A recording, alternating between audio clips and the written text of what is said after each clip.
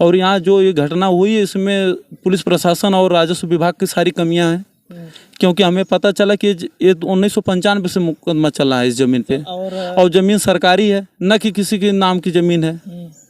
और राजस्व विभाग और पुलिस प्रशासन के लोग अगर इस पे कड़ाई किए होते तो आज ये अंजाम नहीं हुआ होता, किसी घर का चिराग नहीं बुझा होता। बताइए अब अगली बार आएगी रक्षाबंधन तो बहनें क्या किसके हाथ में कलाई में किसके रक्षाबंधन किसके बांधेंगे, दीपावली कैसे तमाम त्यौहार आएंगे वो किसके साथ मनाएंगे, वही तो एक था। और कत्ल होने के बाद पुलिस बहुत लेट भी आई बताया जा रहा है। भैया हम तो जब हमें यहाँ हत्या हुई उसके बाद हमें फ़ोन गया, हम आए तो उस समय यहाँ पुलिस प्रशासन और एसपी साहब यहाँ आए हुए थे। अब यहाँ के लोग बता सकते हैं पुलिस कब आई थी, लेकिन हमें जो जानकारी है कि पुलिस प्रशासन और राजस्व विभाग की इसमें कमी है कि ये लोग जो हत्यारा है उसके पिताजी झारखंड में कोयले के खदान में नौकरी से रिटायर हुए थे। तो लोग हमें जानकारी हुई है कि वो जब से रिटायर होके आया है 12 से 14 महीना हो गया उसको, तब से अगल बगल के लोगों के ऊपर कम से कम 20 मुकदमा किया है। और वो ज़मीन ग्राम समाज की है, जिसके लिए जिस पे वो अपना दावा कर रहा है कि वो ज़मीन हमारी है। क्योंकि मैं जिस दिन से घटना हुई उस दिन से मैं रोज़ आ रहा हूँ, यहाँ के प्रधान जी हैं जो उनके द्वारा और लोगों के द्वारा मुझे जानकारी मिली कि ज़मीन ग्राम समाज की है और इस बच्चे का उसमें कोई दोष नहीं था। अच्छा। और वो बच्चा जो जिसकी हत्या हुई 5 बहनों में अकेला था। अच्छा। 5 बहनों का अकेला भाई था और इनकी मेन मंशा ये थी कि इसको मार देंगे तो इसका वंश खत्म हो जाएगा, इसकी सारी ज़मीन हम हड़प लेंगे। अच्छा, जब ये सब मारे तो फिर कल ये पर घर पर अकेले थे और कोई मतलब घर का सदस्य नहीं था क्या? अनुराग यादव के उस अनुराग यादव के माता जी थी, उनके 2 बहन हैं, उनके पिताजी नहीं थे उसमें। अच्छा। और उनके माता जी थी तो महिला वो क्या कर सकते हैं। और लोग उसको दौड़ा के बेवजह के दौड़ा के उसको मार के गर्दन काट दिए हैं। अच्छा, पूरी तरीके से। अच्छा, लोग बता रहे हैं कि सामने आ रहा है कि वो कहीं मतलब पीछे झाड़ियों में छुप के बैठा था तलवार लेके पीछे। नहीं, वो एक बगल के उनके हैं अनुराग यादव के चचेरे भाई थे, उन्हीं के मारने के लिए दौड़ाया था। तो अनुराग यादव ने ये सोचा कि भैया को कौन दौड़ा रहा है, वो देखने के लिए गए थे। अच्छा। तो उनको न पा के इन्हीं के गर्दन काट दिया वो। अच्छा। और उसका जो एक भाई जो हत्यारा है उसका एक भाई दरोगा है, उसकी कल गिरफ्तारी हुई है। अब हम यही चाहते हैं कि उसके जो है कॉल डिटेल निकाली जाए, क्योंकि आज हमके मीडिया के माध्यम से पता चला कि मीडिया वालों ने प्रशासन के लोगों ने उसको मास्टरमाइंड घोषित किया है। हालांकि मैं उसको जब कल उसका मेडिकल यहाँ प्राथमिक स्वास्थ्य जो ये होता है ना थाने के बाद स्वास्थ्य केंद्र होता है, प्राथमिक स्वास्थ्य केंद्र जो है ना यहाँ चोरसन में, उसको मैं मौके पर वहाँ पे था। उसका जब मेडिकल हुआ वो हम उसको देखे, वो मुस्कुराते हुए गाड़ी में बैठ के गया तो हमको बहुत दर्द हुआ कि ऐसा लगे कि मन में ऐसा। अच्छा, वो मुस्कुरा भी रहा था? मुस्कुरा तो मैंने खुद उसको वहाँ पे मैं था वहाँ पे मौके पे। मैं उसका रमेश यादव नाम है ना? वो राजेश यादव नाम। राजेश यादव हत्यारा है उसका नाम रमेश यादव नाम। रमेश यादव। मैंने उसको देखा, वो गाड़ी में मुस्कुराते हुए बैठ के गया, ऐसा लग रहा है कि जैसे बहुत देश का सम्मान बढ़ाने का काम किया ऐसा लग रहा था।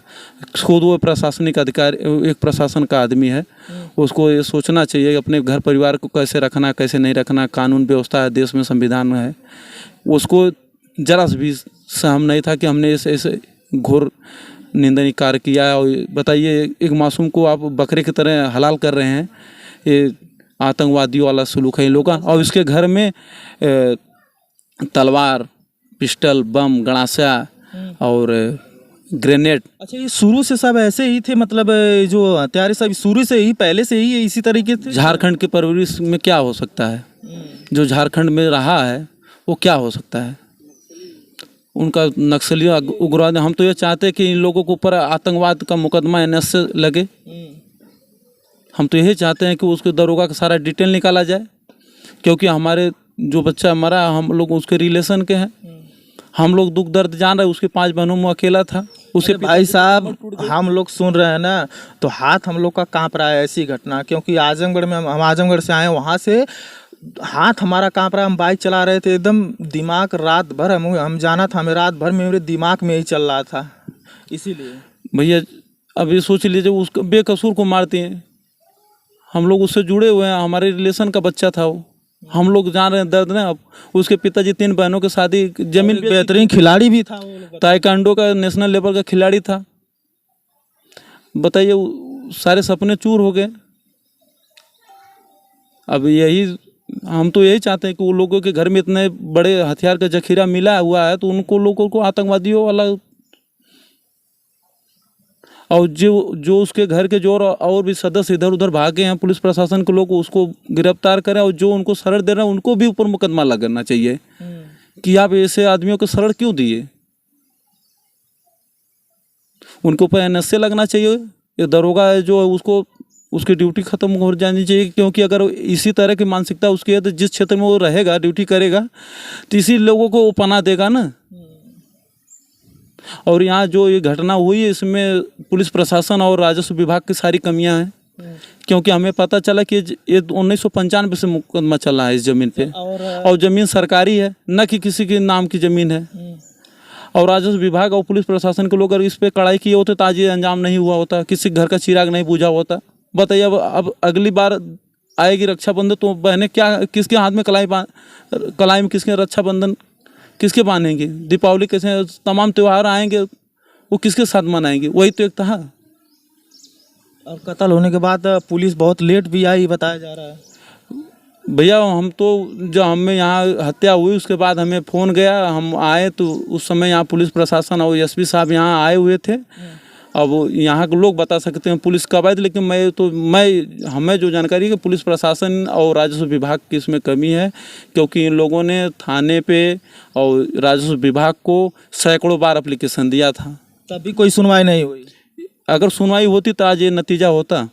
हम आप यहाँ क्यों आते, और किसी घर का लाल कैसे चला जाता? अगर सुनवाई हुई होती तो वो मामूली सी जमीन जो कि राजस्व विभाग के लोग अगर चाहे होते तो उसका सारा मामला खत्म कर, जबकि वो जो मामला है वो कोर्ट में विचाराधीन है। कंस्ट्रक्शन पे उस पर रोक थी, उसके बाद भी उसका पैसे के बदौलत पे उसका घर बना हुआ। आप पीछे देख लीजिए, उतना बड़ा वो इमारत खड़ा किया है।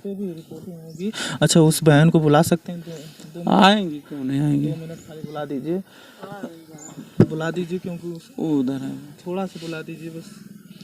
और ये इसमें अगर कठोर कदम नहीं उठाएगा तो लोग, सरकार से आप लोग जो मांग करना चाहते हैं करिए, क्योंकि हो सकता है कि सरकार भाई साहब बात सुने, क्योंकि ये तो बात सही है कि सरकार थोड़ा इस परिवार का सहारा चला गया। सरकार को जो समझ में आए उसको उचित मुआवजा दे, या तो जो घर की बच्चियां हैं छोटी उनको नौकरी दें, क्योंकि उसकी एक बहन भी इस ताइक्वांडो की खिलाड़ी है। और अगर पुलिस प्रशासन के लोग अगर चाहे होते तो ये अंजाम नहीं होता। हम लोग 27-28 मुकदमा उस पे है ज़मीन पे भैया, और कोई अगर कार्रवाई अगर हुई होती तो आज ये दिन ही नहीं होता। और जो झगड़ा है उसमें लड़के से कोई झगड़ा ही नहीं है। झगड़ा जो था, जो मुकदमा था, कोई नहीं था। जब ज़मीन थी कुछ दिन पहले उनके पिताजी ने सुलहनामा करके वो भी ज़मीन उनको दे दिया कि हमारा एक ही एकलौता लड़का है, घर पे हम नहीं रहेंगे, इसलिए विवाद होगा, उससे दूर कर वो लोग अपनी ज़मीन दे दिए बेचारे। और जिस लिए वो ज़मीन दी है उसका कोई मतलब